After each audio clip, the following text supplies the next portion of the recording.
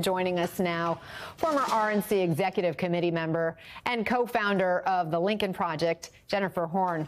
So, Jennifer, Trump's attacks against Harris at this point seem to be all over the place. Here's just a sample of what we heard at his rally in Atlanta this weekend. Let's listen.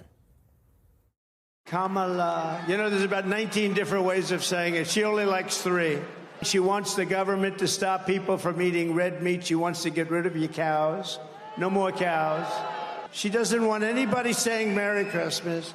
Now she's denying it. You go to the store, I want to buy a loaf of bread, darling. You come back, ma'am, I'm sorry, but your husband's been killed. If Kamala wins, it will be crime, chaos, and death all across our country.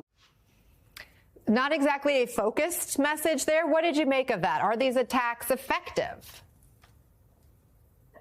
Absolutely not. To your point, they're all over the place. But isn't it interesting to see how Donald Trump has reacted to Kamala Harris becoming the Democratic nominee here, the Democratic candidate? He is out of his mind. He doesn't know what to say. He doesn't know how to go after her.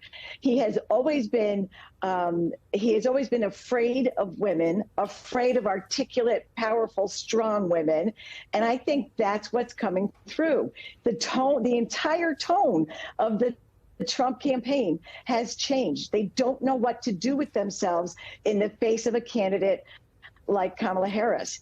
And I think it's going to be something they struggle with, frankly, right up until the end. Trump can't handle strong, successful women. A growing number of Republicans are just now coming out in support of the Harris campaign, including the former Georgia Lieutenant Governor, Jeff Duncan, who referred to Trump as a, quote, felonious thug, adding that he's never seen a human be more self-destructive than Donald Trump the last 2 weeks. And I also spoke with Olivia Troy this morning. She's a former aide to Vice President Pence. She was in the Trump White House. She's now part of this group, Republicans for Harris.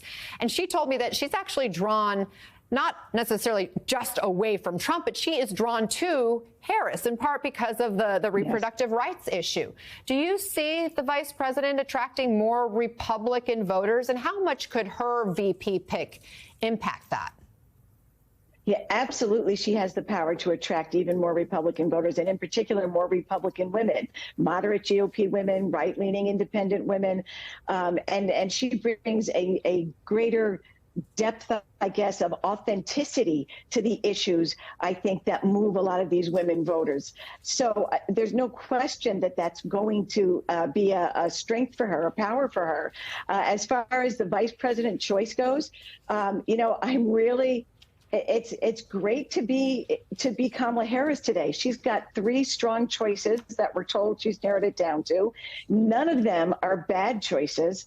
From my perspective, it's kind of hard to imagine a path to victory for the Democrats that doesn't include Pennsylvania. And if you've got a strong, energetic, popular Pennsylvania governor, it seems like that would be a pretty tempting choice right there.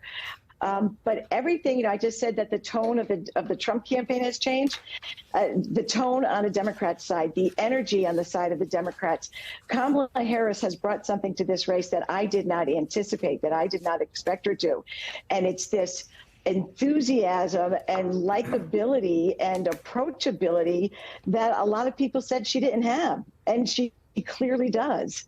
Well, a lot of people are still getting to know the vice president as she hits the trail with a more forceful throttle here this week with her running mate. Jennifer Horn, thank you for joining us.